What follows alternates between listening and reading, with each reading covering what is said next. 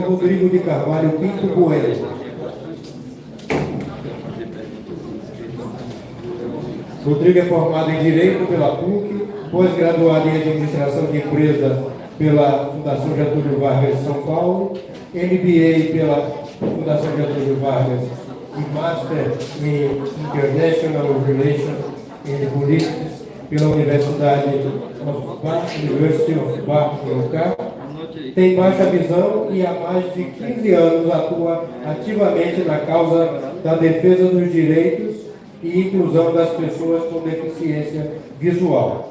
Atualmente é vice-presidente da Bengala Verde Brasil, presidente do Conselho de Administração das empresas Multiner S.A. e Mesa S.A., bem como membro do Conselho de Administração da empresa Hidrotérmica S.A.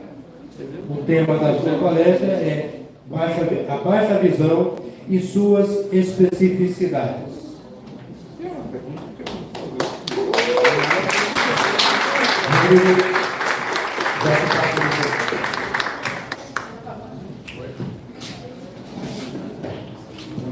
Bom dia, pessoal. Bom dia. Esse bom dia de vocês é muito importante para mim.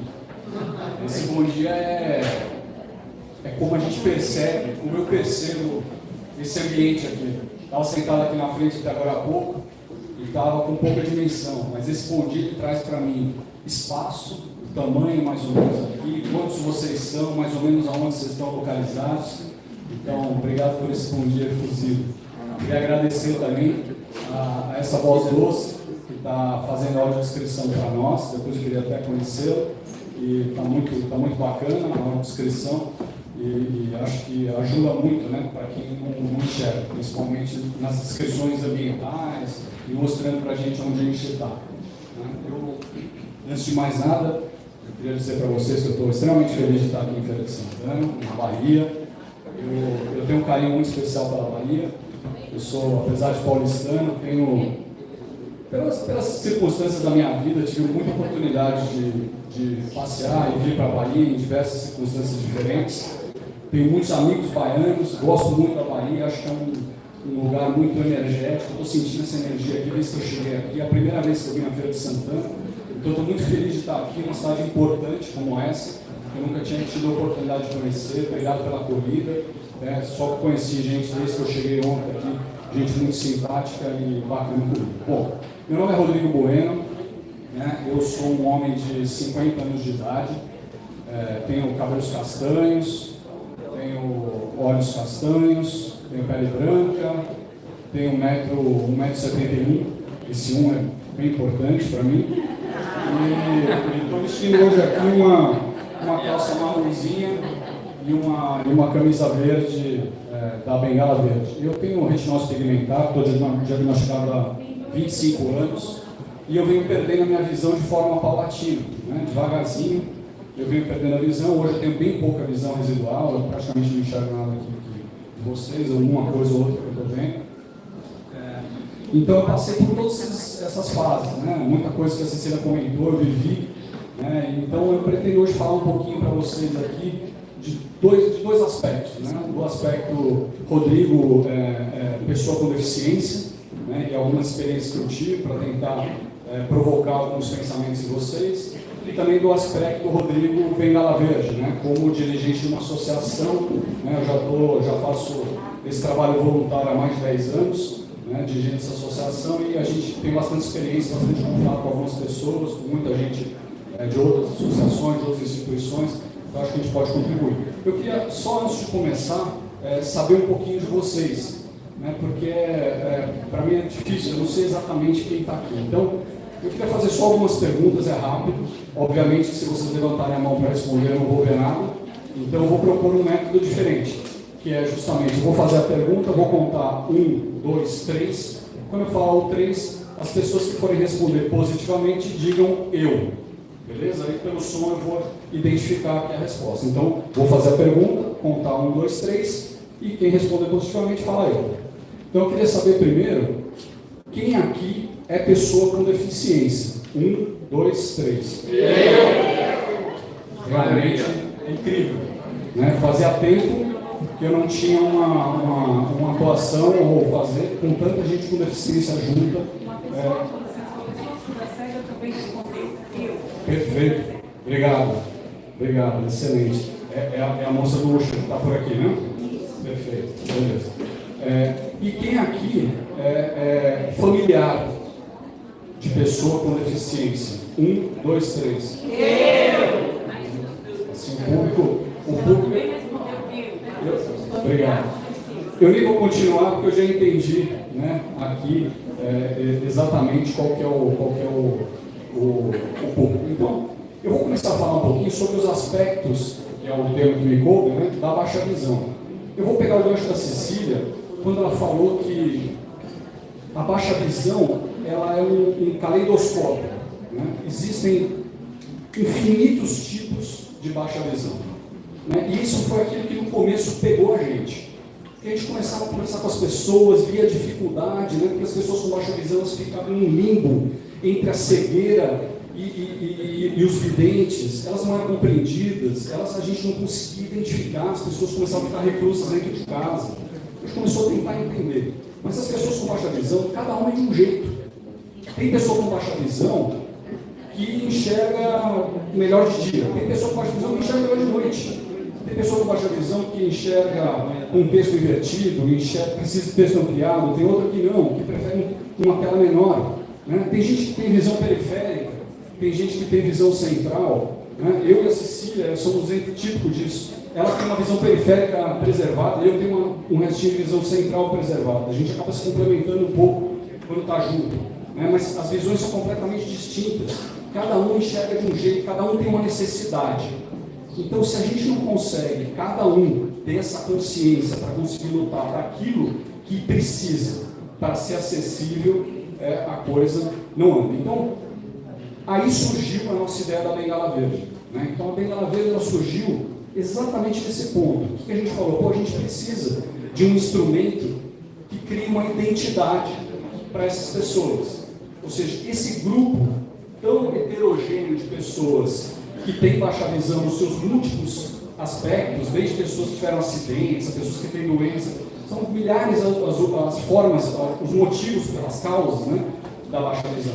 Então a gente criou esse instrumento, né, na verdade a gente copiou isso, uma ideia da Argentina, trouxemos para o Brasil e começamos a tentar divulgar isso entre as pessoas com baixa visão e para a sociedade. Então tinha dois objetivos. Um, criar uma identidade para as pessoas com baixa visão, através da bengala verde. O segundo objetivo, explicar para a sociedade, conversar com a sociedade sobre o que é baixa visão.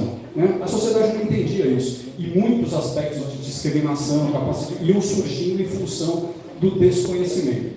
Então, passando por uma fase muito longa em relação a isso, as pessoas com baixa visão se identificaram rapidamente com a bengala verde. Começou a surgir legislação de bengala verde em todos os cantos do Brasil, né, até culminar o ano passado com a legislação nacional que definiu a bengala verde como instrumento identificador da baixa visão, o que foi extremamente importante, mas até aí já existiam inúmeras legislações municipais e estaduais espalhadas pelo Brasil.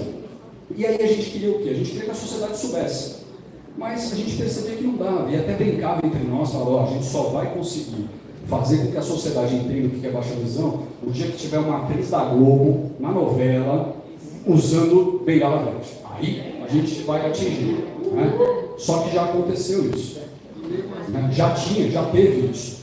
Já teve uma moça no The Voice Brasil, né? Que é o programa com maior audiência hoje no Brasil, de bengala verde.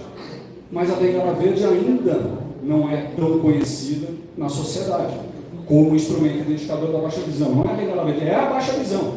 Né? Então, a gente percebeu que tinha que ter um segundo passo.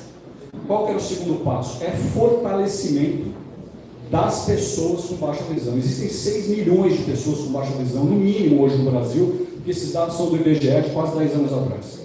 Então, existe no mínimo 6 milhões de pessoas com baixa visão. Essas pessoas precisam ser fortalecidas para que elas, que somos nós, né, possamos participar de eventos como esse, né, discutir, participar dos coletivos, participar das militâncias, né, exigir direitos, né, e tudo isso que a gente vem conversando. Então a gente pensou em todo esse aspecto e resolvemos montar uma estratégia de fortalecimento através de cursos, né? E a gente desenvolveu 3 pilares, que são os 3 pilares que, na nossa concepção, são os 3 pilares fundamentais desse processo de reabilitação que a Cecília falou. Porque quando você está num grande centro, né, você tem lá um centro de reabilitação totalmente capacitado para atender as pessoas. Mas esse Brasil é muito maior que isso, né? A gente vai viajando, a gente vai vendo que os lugares não têm estrutura, as pessoas não têm estrutura, não tem nada. Então a gente desenvolveu 3 pilares de forma totalmente virtual, né, para tentar atingir todo mundo de verdade. O primeiro pilar é o que ela falou, é a psicoterapia, né, que é conduzido pela Cecília com maestria, né, realmente ela está agregando muito nessa função. E a gente, o que é essa psicoterapia? É o que eu gosto de falar, que é arrumar a cabeça. A gente tem que arrumar a cabeça, né, para a gente conseguir fazer qualquer outra coisa. Se a cabeça está desarrumada, não dá. Então precisa se conhecer, precisa se aceitar, precisa entender sua condição, precisa perceber onde você está inserido, como você está inserido, que você é capaz, que você não é capaz, que a sociedade, todo mundo não precisa do outro, tudo isso precisa estar muito claro na cabeça das pessoas. Uma vez que isso aconteça, a pessoa realmente pode ir para uma segunda etapa, que é a segunda etapa, que é o segundo recado que a Cecília deixou, que é a orientação à mobilidade. Ou seja, a pessoa aprender a desenvolver outros sentidos, ela perceber a importância do tato, né, como usar isso, a importância do olfato, como usar isso, como se localizar no espaço, que técnicas você pode fazer para conseguir entender os lugares. Quando uma pessoa te oferece ajuda, o que você pede para a pessoa, como você pede para a pessoa, né?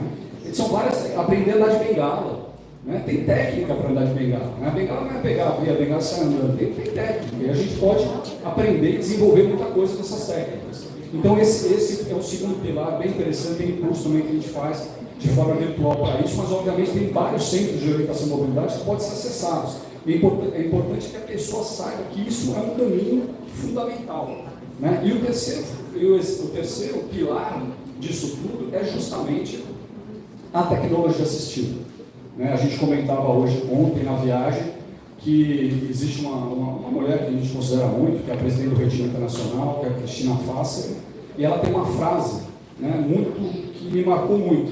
Né? A frase dela é a seguinte: olha, se existe um momento menos ruim para ser cego, é hoje. Né? Que é exatamente o que a Cecília falou para a gente agora há pouco. Né? Então, hoje, a quantidade de acesso tecnológico é brutal. Né? É brutal. Eu tenho aula com um colega nosso de Rondônia, ele tem 20 e poucos anos de idade, me dá aula de tecnologia para entender alguns detalhes. Ele é programador, ele é totalmente cego, ele faz absolutamente tudo. Né? Ele consegue acessar tudo, computador, qualquer coisa, faz conferência, é impressionante, faz programação, desenvolve aplicativo. Entendeu? Então, se a pessoa consegue desenvolver aplicativo, imagina usar o aplicativo, é muito simples. E a gente tem uma gama de aplicativos gigantesca, então toda semana aparece coisa nova. A gente tem um monte de coisa que lê, descreve imagem, né, descreve absolutamente, transforma tudo em texto. As inteligências artificiais estão chegando de uma forma brutal. Então, o que a gente vai falar? Esse terceiro pilar é fundamental, a gente precisa desenvolver isso. E a gente não pode perder o bonde. Né? Ainda mais aquelas pessoas como eu, já uma idadezinha mais avançada. Né? A gente não pode perder o bonde, porque se a gente perder o bonde, a gente fica difícil de acessar depois, porque a coisa está vindo numa velocidade muito grande. Todo dia tem uma novidade dentro do WhatsApp, todo dia tem uma inteligência artificial diferente, todo dia tem uma coisa que fala e responde de uma outra forma, então a gente precisa se atualizar, testar os aplicativos, criar comunidades para discutir esses assuntos, porque um ajuda o outro, os grupos, um ajuda o outro, passa a mensagem, você já viu esse, já viu aquele, enfim. Eu acho que esse terceiro pilar é um pilar fundamental. E para que isso? Né? Voltando aqui, tentando resgatar um pouquinho isso da minha fala. Esse fortalecimento das pessoas é um fortalecimento justamente para que a gente possa lutar contra esse capacitismo. Que, como a Cecília bem colocou, ele é um capacitismo que está arraigado em todos nós. Ele é sociocultural. Nós fomos criados dessa forma, todos nós fomos criados dessa forma. Até muito pouco tempo atrás, as escolas para pessoas com deficiência eram segregadas. né? O conceito de escola integrada é recente. Então, a gente, até 40 anos atrás, uma palestra como essa não existia. Né? Um evento como esse não existia. Não se falava sobre esse assunto. Né? Há muito mais tempo atrás, as pessoas com deficiência eram mortas. Né? Então, a coisa vem evoluindo. Mas nós precisamos mostrar que nós somos capazes. Então, eu gosto de contar uma história que já aconteceu várias vezes isso comigo, eu vou jantar com a minha esposa, né? Entro no restaurante, sento numa mesa, e aí vem um garçom nos atender, e aí ele vira para minha esposa e diz, e ele vai querer o quê? Né? Esse, para mim, é um exemplo claro daquele capacitismo, e ele não é intencional, porque o garçom ele não é maldoso. Mas a partir do momento que ele me viu entrando de bengala naquele restaurante, ele, dentro da cabeça dele, ele falou, aquele lá é incapaz. Tanto é que ele vira para minha esposa para perguntar o que eu quero. Né? E isso não aconteceu só uma vez, e aconteceu em vários lugares diferentes. E vai tornar a acontecer, eu tenho certeza. Então esse processo está arraigado em todos nós. Nós precisamos. É o que ela comentou agora, nós somos capacitistas, conosco mesmo. Eu tenho uma história rápida aqui, que eu sei que eu devo estar estourando o tempo, que é de uma entrevista de trabalho que eu tive uma vez. Me ligou um sujeito, um headhunter, para me convidar para fazer parte, para fazer um trabalho. Me entrevistou pelo telefone, durante mais ou menos uns 40 minutos, uma hora. E a entrevista foi fantástica, aquela que você desliga o telefone e fala, pô, estou contratado. Né? Deu certo, o cara foi super comigo, bateu, eu era perfeito para a vaga que ele estava buscando. E ele falou para mim, pô, então agora é só marcar uma entrevista. A gente marca uma entrevista agora com os acionistas que vão te indicar para o cargo e eu acho que vai ser perfeito, vamos só combinar, tá bom? Eu falei, tá bom, tá bom. E no final eu falei para ele, só que tem uma coisa. Ele falou o quê? Eu falei, eu tenho deficiência visual. Aí ele falou, como assim? Eu falei, assim, eu não enxergo. Ah, não enxerga? Não enxerga. Aí deu uma bambeada e falou assim, não, tudo bem, não tem problema, talvez isso até te ajude. Né? Eu falei, pô, tá bom, então tá, não, eu volto para você. Bom, eu não preciso dizer que nunca mais eu recebi um telefonema desse cara. Só que muito mais do que isso, né? Óbvio que demonstrou o capacitismo dele, isso que estava arraigado, talvez nem seja dele, mas dos outros acionistas, falam, pô, o cara me enxerga, eu não quero nem ele conhecer. Né? Como é que vai ser? Ele vai ler relatório? Como é que ele vai conseguir contribuir aqui com a gente? É uma posição importante aqui na empresa. Como é que a gente vai pôr um cara sério aqui para fazer isso? E nem quiseram me conhecer. Certo? Mas a maior lição que eu tirei desse coisa era o capacitismo que eu tive comigo mesmo. Né? Porque por que eu fui falar para o cara que eu não enxergava? Só pode ter sido porque eu mesmo tinha alguma coisa de discriminação comigo mesmo. Então, assim, aquele momento para mim foi muito marcante. Foi um momento que virou uma página importante, eu percebi isso e consegui virar essa página. Porque esses momentos são assim, são cliques. Né? Tem uns que têm que ser mais grosseiros. Então, no começo, eu fazia palestra para falar sobre a importância da bengala, que todo mundo tinha que usar bengala, que a bengala era fundamental, que era isso, que era aquilo, mas a minha bengala estava dentro da mala. Eu não estava usando a minha bengala ficava dentro da mala. E eu só tirava de vez em quando, por quê? Porque eu tinha vergonha de usar bengala. Só que eu era presidente da Bengala Verde. A gente tinha fundado a coisa e eu fazia apresentação, falava da importância do... Só que eu não estava usando a minha bengala. Eu precisei bater a minha cara numa árvore, arrebentar a minha cara numa árvore, sangrar a minha cara no meio da rua, para realmente pegar a minha bengala. Então, assim, não basta a gente saber. É algo que está lá dentro, tem que ser trabalhado. E essa questão do capacitismo é híbrido. É um processo de desconstrução. É algo que está muito construído e arraigado, que aos poucos ele tem que ser desconstruído. E é isso que eu convido todo mundo a fazer. Né? Porque a gente não quer ser coitadinho, nem super-herói, como a Cecília falou. A gente quer viver de forma incluída e feliz. É isso. Obrigado, gente.